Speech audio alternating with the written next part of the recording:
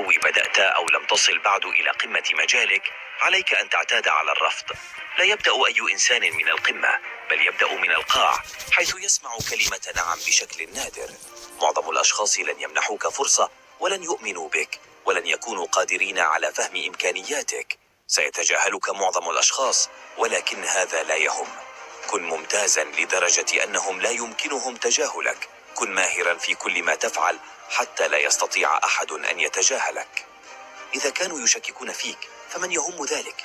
كن ممتازا لدرجة أنهم يظهرون غباءهم بشكهم فيك. إذا تحدثوا عنك خلف ظهرك فمن يهم ذلك؟ إنهم خلفك لسبب، وطالما أنك تعمل وتنمو وتظل مركزا سيظلون خلفك. إذا تجاهلوك فهو جيد.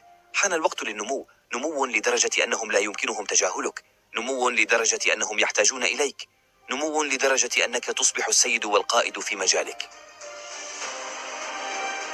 قم بدفع نفسك لتصبح الشخص الذي أنت متجه إليه. إذا كنت ترغب في الحصول على نتائج لم تحصل عليها من قبل، عليك القيام بأشياء لم تفعلها من قبل. تعلم كل ما تحتاج إلى معرفته، وانتبه إلى ما يعمل، وانتبه أيضا إلى ما لا يعمل. اسمح للناس بأن يكونوا دائما في تفاصيل اهتمامهم.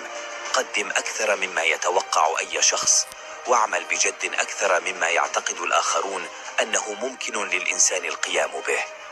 أتقن مجالك، فلا أحد يتجاهل السيد، لا أحد يتجاهل المتميز، لا أحد يتجاهل الملك.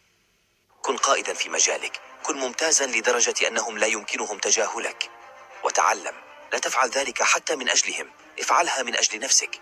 أنمو لأجلك، كن عظيما من أجلك، تنافس فقط مع نفسك. اعلم أنك تصبح أفضل نسخة من نفسك هو أفضل دافع. استفد من اللحظة، فإنك تحصل على لحظة واحدة فقط. يجب أن تدرك أنك قد لا تحصل على فرصة ثانية، لذلك يجب عليك أن تتعلم كيفية استغلال كل فرصة. الناس في انتظار سقوطك، في انتظار استسلامك.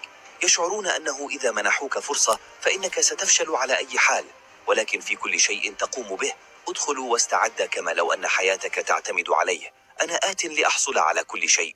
قالوا إنه لن يكون لي، لن يتم رفضي، لن أتراجع حتى يتحقق هدفي. يمكنهم قول ما يشاءون، يمكنهم رفضي وتجاهلي وتظاهري أنني لا أوجد، ولكنني مركز على نفسي، أعمل على نفسي، أنمو لنفسي، أطور مهاراتي.